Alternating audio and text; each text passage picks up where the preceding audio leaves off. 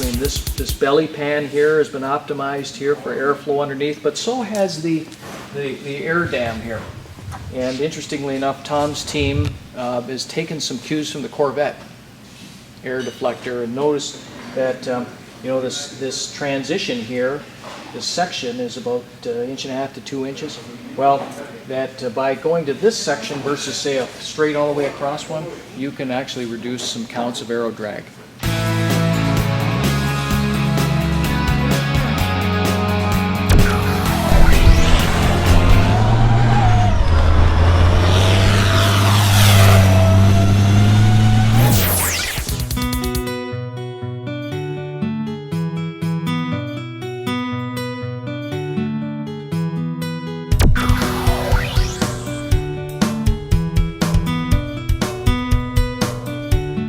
So we've got some learnings right from the Corvette, for example, that this is one example, goes right into this. This plastic panel right here, you wonder what that's for? This is also, as air travels underneath the vehicle, this helps reduce drag underneath the vehicle.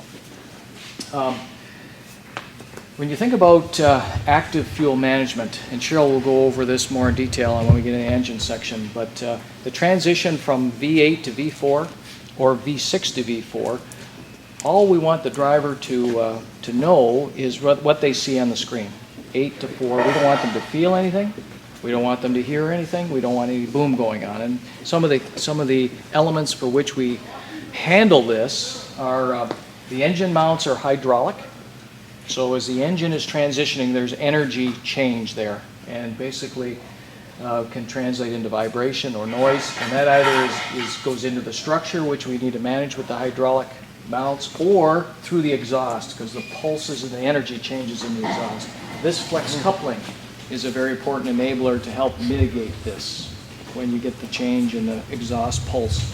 And then down further after the muffler is what we call a passive flapper valve right here. This is the passive, and it's basically it's a flapper valve inside the exhaust pipe.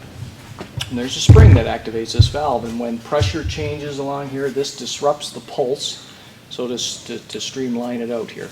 So it takes away exhaust boom. So these are a couple of the enablers that go into managing the seamlessness of the engine changing state.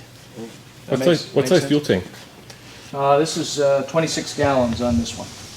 26 gallons. Now, on that board there, you can see just to the left there, we've got brake rotors, and all our trucks now have four-wheel disc brakes with the Duralife coating on them.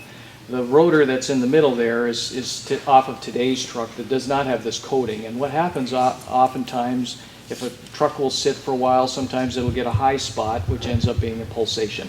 This new coating basically takes that away. Yep, you won't get that on the new truck right there. And we think that a brake life for rotors specifically might be, depending on the driving, improved by almost a double, which is a huge deal for cost of ownership. We started with, okay, how do we want to go about doing this in the most purposeful and practical way, not gimmicky, not gimmicky.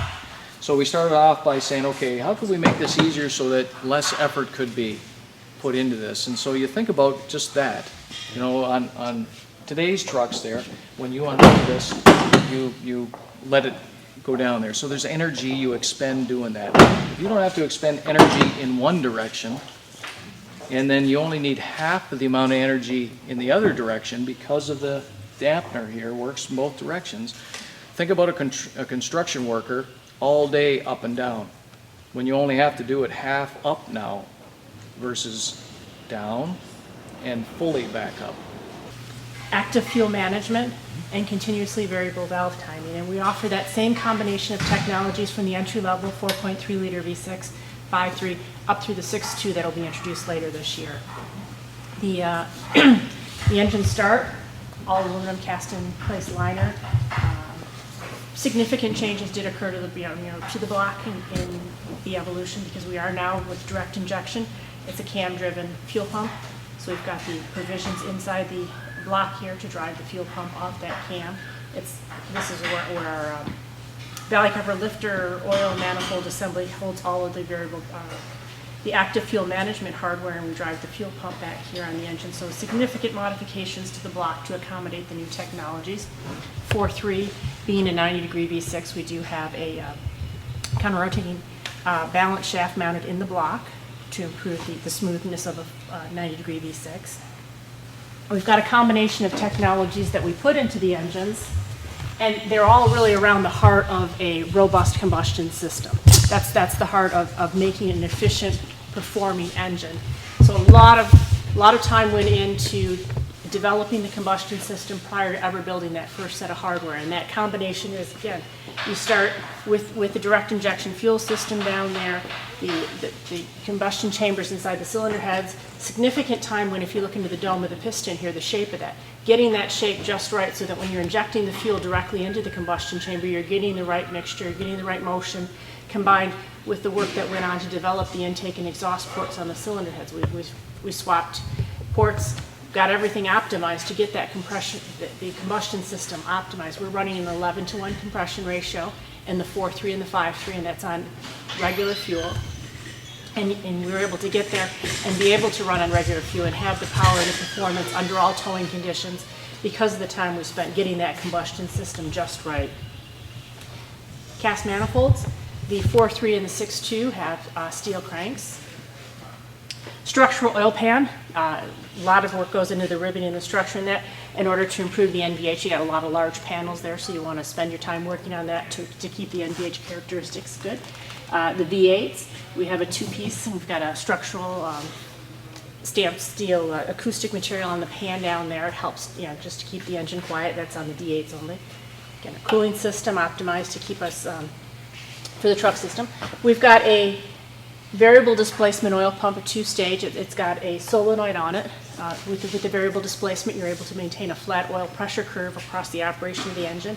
And then when you get up into higher speeds where you've got more demand on your lubrication system, there's a solenoid valve there that will then increase the pressure on the fuel pump, which will allow you to drive your jet cooling on the bottom of your pistons. But at higher engine speeds, we'll spray oil on the bottom of the pistons, which helps cool the pistons, keeps the combustion system robust. But when we don't need that, we're able to dial down the pressure and not drive the extra load on the engine through the oil pump.